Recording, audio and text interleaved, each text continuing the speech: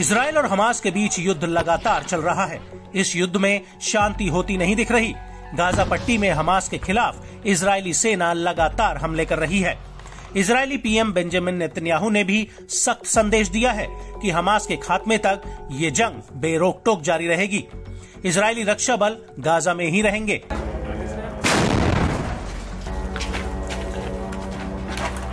इन सब के बीच अनादोलू एजेंसी की रिपोर्ट की माने तो इजरायली सेना के सर्वोच्च कानूनी अधिकारी ने एक बड़ा बयान दिया है।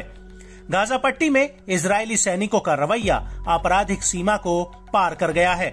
गिफत तोमर यरूशलमी ने सेना को जारी एक लेटर में कहा है कि हमें ऐसे अस्वीकार्य आचरण के मामलों का सामना करना पड़ा है जो आईडीएफ के मूल्यों और प्रोटोकॉल से हटकर हैं।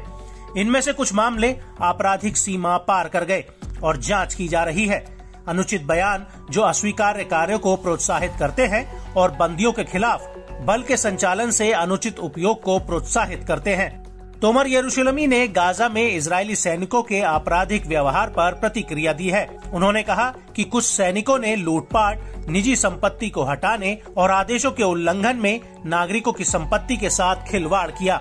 ऐसे में इन कामों की जांच के बाद सेना ये तय करेगी कि संदिग्धों के खिलाफ क्या कदम उठाए जाएं।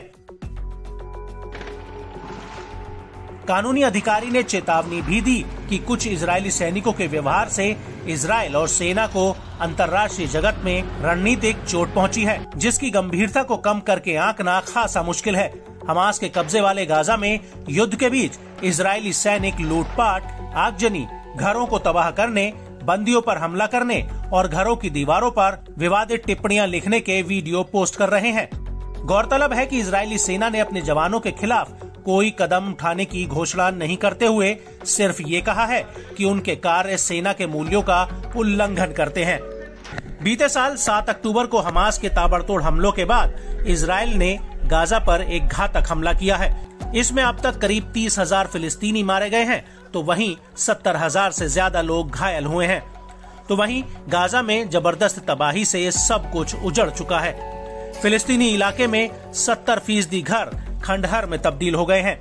इजरायल की भीषण बमबारी से गाजा में लोगों का जीना मुहाल हो गया है। बड़े स्तर पर लोगों का पलायन हो रहा है। वहीं अंतर्राष्ट्रीय न्यायालय में भी इजरायल पर नरसंहार का आरोप लगा है। जनवरी में इंटरनेशनल कोर्ट के अंतरिम फैसले में इजरायल को नरसंहार रोकने और गाजा में मानवीय सहायता प्रदान करने की गारंटी देने के लिए उपाय करने के आदेश दिए गए।